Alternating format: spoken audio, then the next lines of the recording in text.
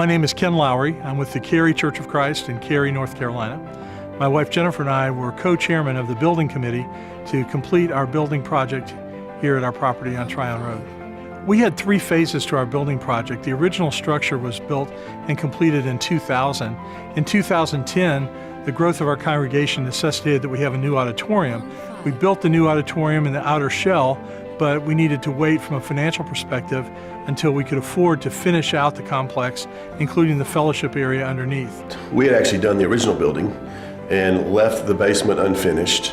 The church requested a design-build proposal to finish the basement in a later date, and so we brought focus and we worked together to accomplish that. We came in, we gave them some advice about how to keep on their budget based on our knowledge of the project, our knowledge in working with churches in the past and staying on budget. When Focus gave us their written presentation, it was thorough, it was complete, it had many details that we were looking for. That was a significant advantage. We weren't just another customer coming along.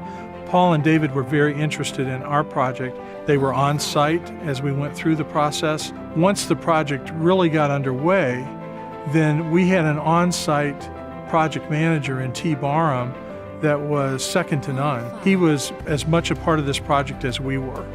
What we were looking to do was take a secondary sanctuary upstairs and turn it into 4 individual meeting rooms, classrooms, as well as upfit their basement. It was basically just an unfinished basement, and they wanted to turn that into a fellowship hall.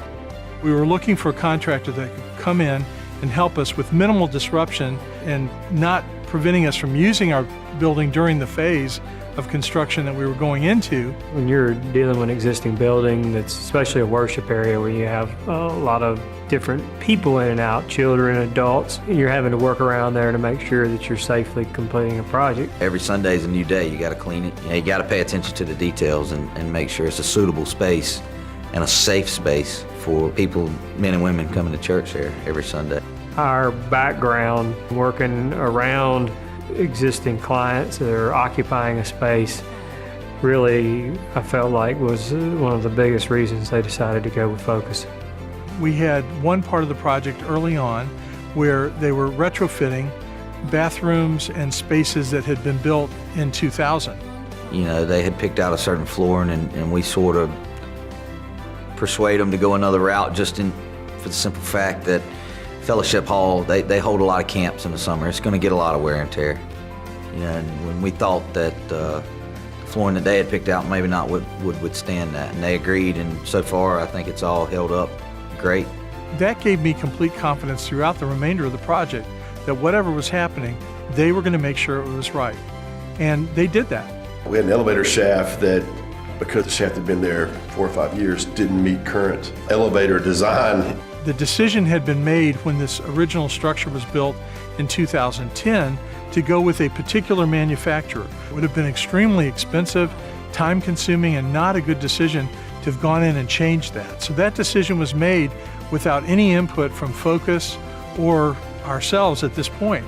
So we were determined to make that work. Well, this particular manufacturer was a real challenge to work with.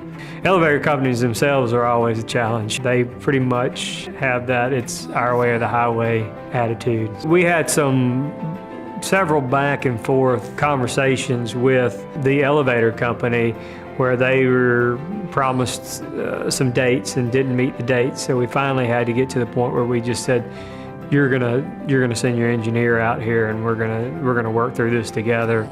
That was a lot of back and forth between, you know, us on the design side, them on the construction side, and the manufacturer on the supply side to get that elevator cab in there and make it work.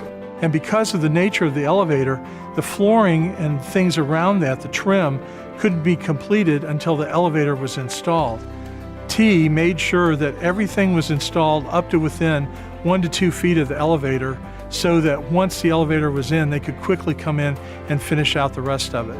And we had a delay, but it was 100% due to the elevator. Everything else was done on time, and in fact, it would have been completed about a month early.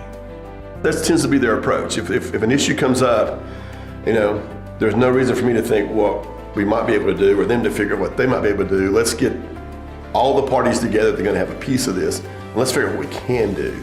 Focus designed from the very beginning of our association with them, made it clear that they wanted to help us achieve our building objectives, our financial objectives, and they wanted the project to look nice.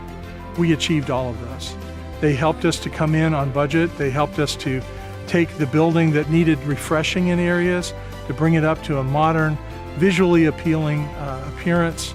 They helped us to make decisions that were good value decisions. Not always the least expensive decision, but the good value decision, where investing in certain aspects of the project would pay in the long term because of their longevity.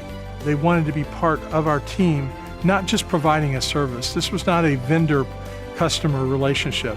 This was all of us working together. They were as committed to making sure that our building was completed in a nice, lowest possible cost manner, and they achieved that. Pond 5.